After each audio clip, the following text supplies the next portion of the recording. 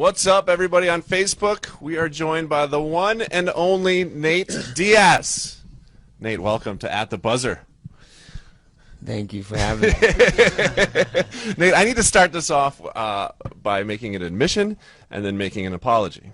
I admit that I picked in front of thousands of people on Facebook before that Conor McGregor is going to beat you in the second round. No. Don't leave. But I would like to apologize for that and admit to another admission that I don't know anything. I can tell by the predictions. It's all good. When did you know that that fight was yours? Like, I knew it was going to happen eventually because they already called me twice. When one guy pulled out, they called me and they said that I was the first pick, and every time someone pulled out, I was the first option, and then they kept saying and acting like they had more options, but it was there was no other options. There were options when things weren't working out in our favor financially, so I knew that it was going to happen sooner or later. And all that trash talk leading up to it. Was there times where you were just sitting there like listening to Conor going off and you were laughing inside your head what he was saying?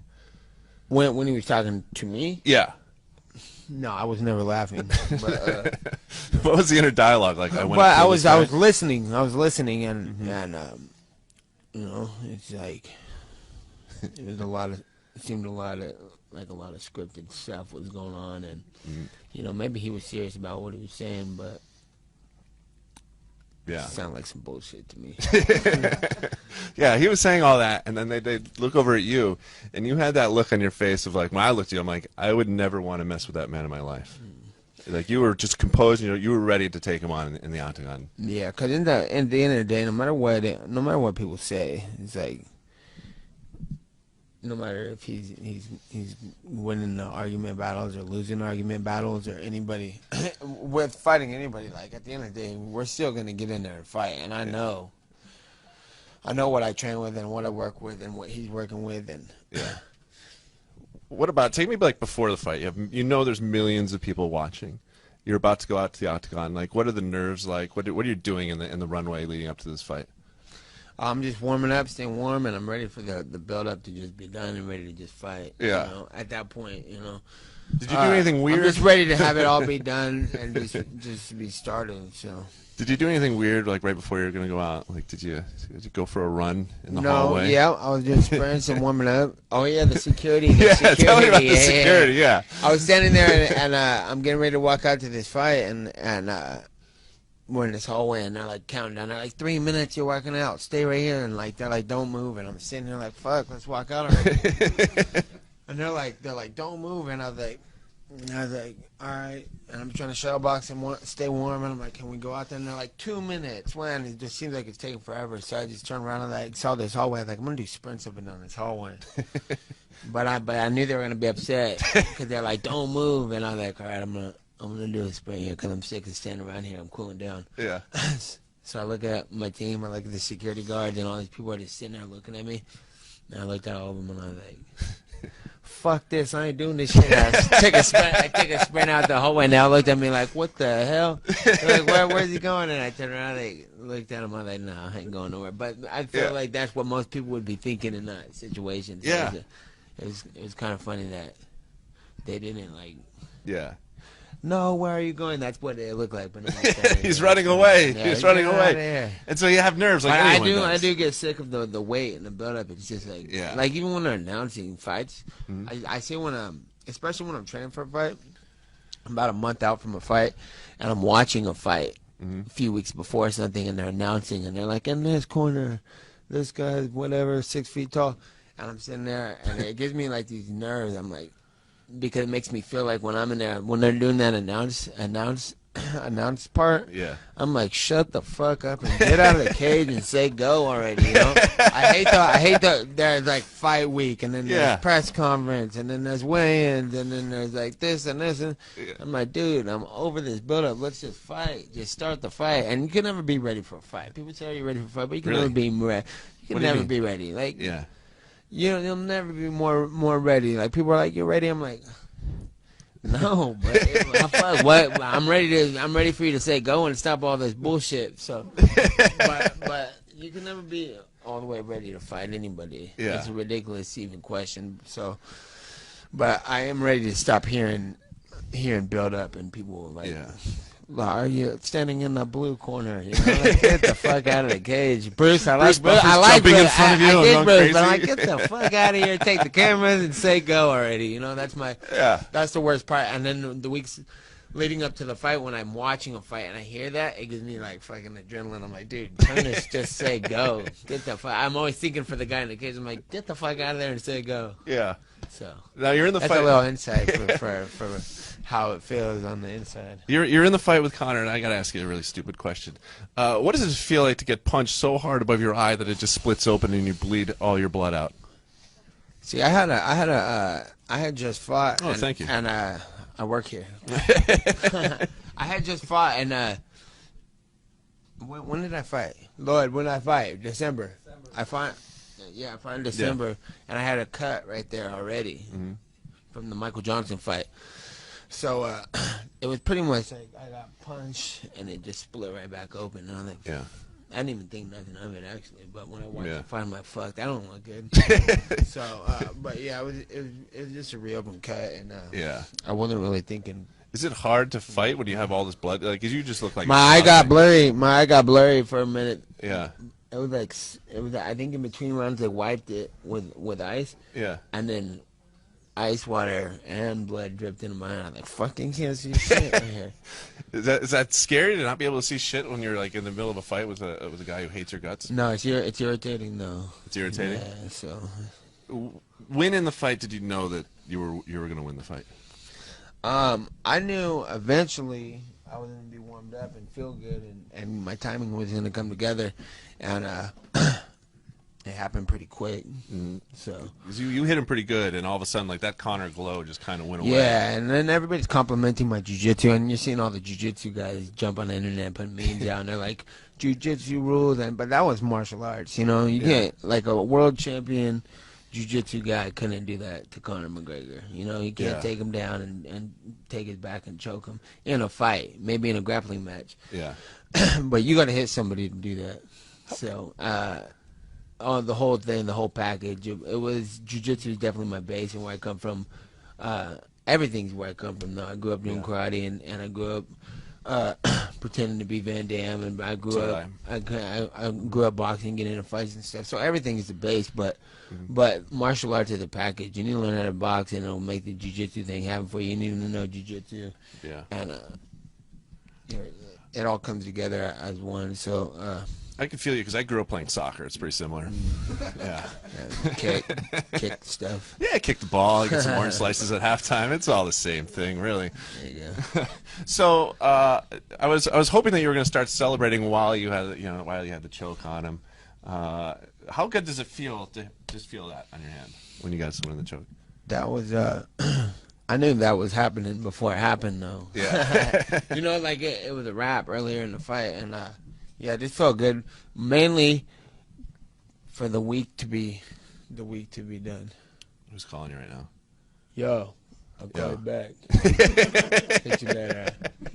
No, yeah, it felt good. It felt good to wrap up that week. You know, it was a week loaded with like I could do a fight camp because it's a whole 3 months till the fight, and then you got the studying to do. You got to watch the fights. You got to drill. You got to do all your stuff, and you got to think about how you're gonna win every way you can win, and you got to think more importantly about every way you could lose, and like play those out in your head and make sure that that's not gonna happen. But that shit was all bunched into a week, so it was a week filled with anxiety and a bunch of well, we loved it bullshit, because you guys gave us a lot of great content. Those press conferences were amazing. Yeah, and that was pretty organic. So who do you want to fight next? A little Irish guy? I'll fight anybody. I might just want to get paid. So I want the biggest payday, the biggest draw, the most demanded fight. That's what I You work just for. got a big payday with Conor. What do you do? What have you bought? What's the best thing you bought since this huge payday? Big bag of cookies. Cookie. Big old bag. All right. California. I think your agent just got nervous. But besides that, I haven't really bought much. The check just went through. I'm wondering if they're gonna like cancel the check. Yeah, you beat our guy. Fucking cancel his shit. Make him fight again. How do they? How do they do that? Is it direct deposit? Does an envelope come in the mail and you're like, here's all my money? They try to do direct deposit, but I want to see the check. Because I don't know if that's gonna directly deposit into my shit. You know what I'm saying? I'm like, give me a check. So they give me a check. I put it in the bank. Yeah. And then everybody wants to borrow money now. Yeah. I gotta pay taxes though, so we gotta get that. Speaking of which, can I borrow some money from you? I just met you. I know, but I'm good for it. You can ask that little guy over there. He knows. So I don't give it to him. He said, don't pay this man. So you don't care who you fight next. Your life has changed a lot, and it was like 11 days before the fight. Like your life has changed drastically. Does it feel like it has? My life is exactly the same, just with a little more press so far. It's only been a few weeks, but yeah, it's pretty much. Yeah. I don't let it take a hold of me or anything, but like I've been in the UFC for 9 years. Like I was famous 9 years ago. You know what I'm saying? I couldn't walk through the mall or Walmart at 2 in the morning without being noticed. You know what I'm saying? So. I know how you feel. It's pretty, yeah, see? You know where I'm coming from. It's like, it's been like going like this, so it's pretty much the same. It's just a lot of people recognize because that fight is fresh and was the biggest thing, but not much has changed yet. Well, you're inspiring me. Like I'm trying to become more intimidating. That's why I'm wearing a black T-shirt like yourself. Do I look intimidating to you at all? Yeah, you're bigger than some people. Some people. It's a vote of confidence for you. Bigger than some people. Jacob, if you got any reader comments or viewer comments, shout them out. I will. So, a lot of 209 talk. A lot of So, what is a Stockton slap? What's a Stockton slap? I mean, you slap somebody. That's just what they called it. Okay. So Stockton is right near. I don't even know who made. I think it was Mike Goldberg made that Stockton slap. Stockton is right near San Francisco. We were there for Super Bowl week. Super Bowl week. Yeah. Were you able to partake in Super Bowl week at all? I was there. I was at Super Bowl. Damn, I was at a party with Jay Glazer. I didn't know Jay Glazer was on everywhere I go. I see that motherfucker everywhere. But yeah, I was there. He got invited us to some Super Bowl party, and we went out. Yeah. Were you at that thing? No, I didn't get the invite. A bunch of football Jay. players. So it's pretty cool. Yeah. Who's the coolest guy you met when you're? Are you in awe of athletes? No. They're all cool, you know what I'm saying? But I don't really watch too much sports, really. I mean, I know who people are, though. Yeah. And I did. I saw. You know who I saw? I saw Michael Irvin there. Really? I saw Michael Irvin there, and I was like, "That's Michael Irvin." Yeah. That's Michael Irvin. You know how I know Michael Irvin is? Because my dad was a Cowboy fan. Yeah. And he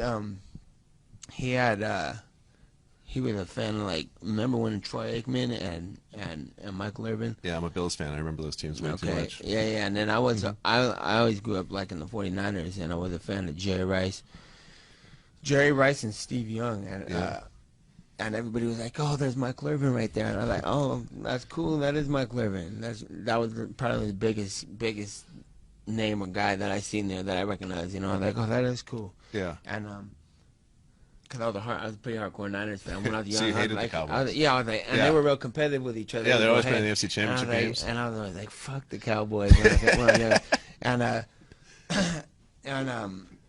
So they're like, there goes Michael. Hey, let's go get a picture with him. And I was just talking shit with my boy. I was like, nah, I'm cool. You guys go. And they're like, come on, it's Michael Irvin. I was like, man, maybe if it was Jerry Rice. And they were like, oh, you're a hater. I was like, no, he's tired. I'm just gonna stay over here. And they're like, all right. But nobody even went up to him. He was over there. He was over there doing his thing. Nobody bugged him anyway. And I was like, if it was Jerry Rice, because Jerry Rice was my guy, right? Yeah. But then what happened was I was watching after I did my last fight the other day with Conor. I was on the Twitter and I seen the UFC reposted. Maybe it was fight week before the fight. reposted. Jerry Rice was like, he was like, let's go Notorious or something. I was like, what the fuck? How could you? I was just sitting on the chair. I just had your back at the Super Bowl party. You know what I'm saying? And I was bent out of shape, man. I was like, what did I say? I was like, they asked for a picture with, but I wouldn't because I was a Jerry Rice fan, and they were like,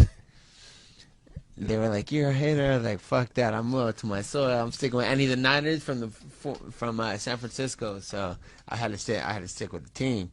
And then when he went for the Irish guy, man, I was like, you motherfucker. I was hurt.